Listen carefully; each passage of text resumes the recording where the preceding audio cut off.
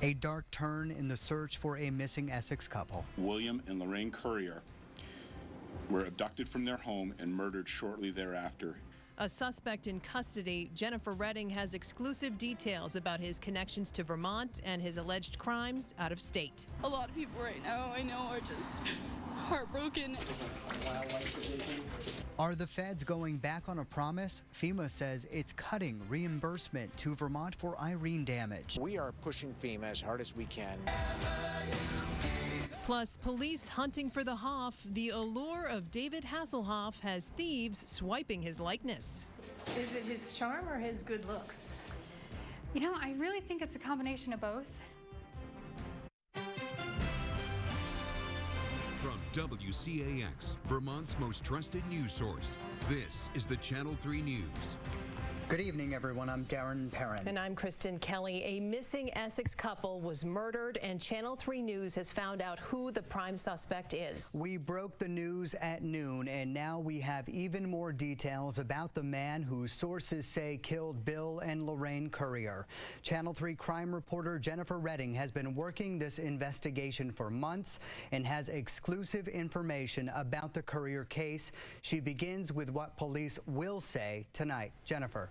Well, Kristen and Darren, we told you yesterday an announcement would come today, and now it's official. The dig at the Coventry landfill is over. The bodies of Bill and Lorraine Currier were not recovered, but police say they do have evidence the couple was abducted from their Colbert Street home in Essex last June and murdered by a stranger a short time later. Authorities said the couple's garage window was broken, Lorraine's .38 caliber handgun was missing, and the phone line to the home had been cut. There has been no activity on their bank account since June of last year. The Essex chief of police says this has been a difficult case from day one. It's a bittersweet day. We do have some information that we can share that we haven't been able to share thus far. But Bill and Lorraine are gone. And our hearts go out to the families. This confirmation today that the Curriers were murdered is a declaration that hopefully will serve at least two purposes. One, that someone in custody will be held responsible for their murders. Secondly, the process of grieving can continue to the next stage for all those that knew and loved Bill and Lorraine Currier. Now, authorities would not say who the suspect is, but a Channel 3 News investigation over the last several months has led us to the identity of the man accused of killing the Curriers.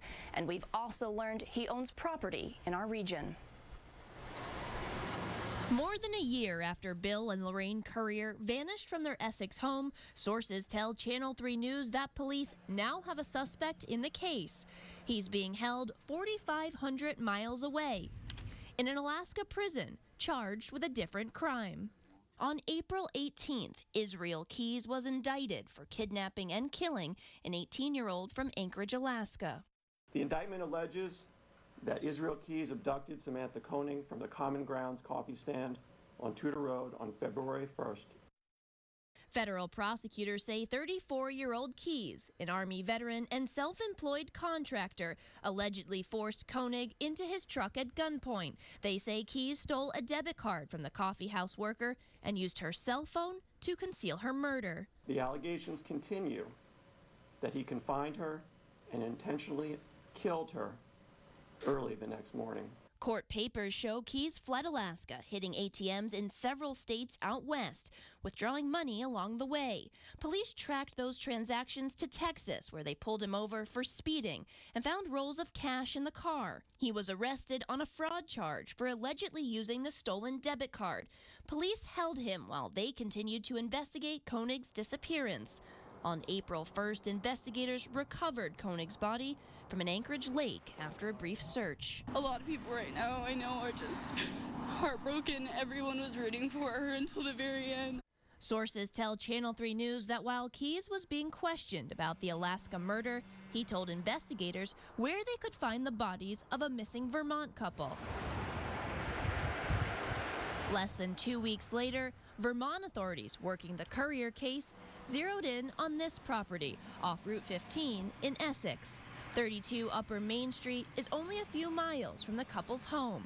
Police focused on an area where an abandoned house once stood. Neighbors say it was a known hangout for squatters until it was demolished last fall.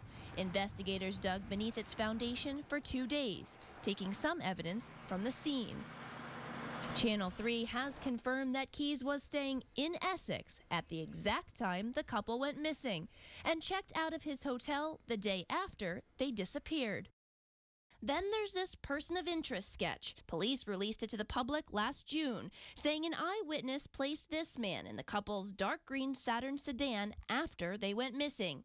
By July, they were doubting its credibility. We wanted to ask investigators if Keyes matched the sketch. They declined to comment on any similarities. 11 weeks ago, the search for clues in the Courier case took a sharp turn. Investigators chased construction debris from the Essex site to a Coventry landfill. The success of these searches is very limited, approximately 10%. There was over 13,000 cubic yards of trash that was searched, which translated into over 10,000 tons. But 2.5 months later, the location of Bill and Lorraine Courier's bodies remains a mystery. We don't know why Keyes was staying at that hotel in Essex, but we do know that he owns a cabin and 10 acres in Constable, New York. Now, that's in Franklin County. Just to be clear, Keyes has not been charged with the murders of Bill and Lorraine Courier yet, but charges are expected. Darren? Jennifer Keyes, the man in custody in Alaska, may be responsible now for the murders of 3 people. Do police think they have a serial killer on their hands? Now, Darren, I asked that question today at the press conference, but authorities are just not commenting on that. And what about the family, Jennifer? Any word from them? The family did not attend the press conference today, but in a written statement read to the media, they thanked friends and coworkers and community members for their support, expressed gratitude for all of the police hours spent on this case, and asked the public to respond to this random act of violence with daily acts of kindness. Channel 3's Jennifer Redding, thank you very much. After a year of planning what to do with the Waterbury office complex and Vermont State Hospital, the state could soon be back at square one. Susie Steimel joins us to explain why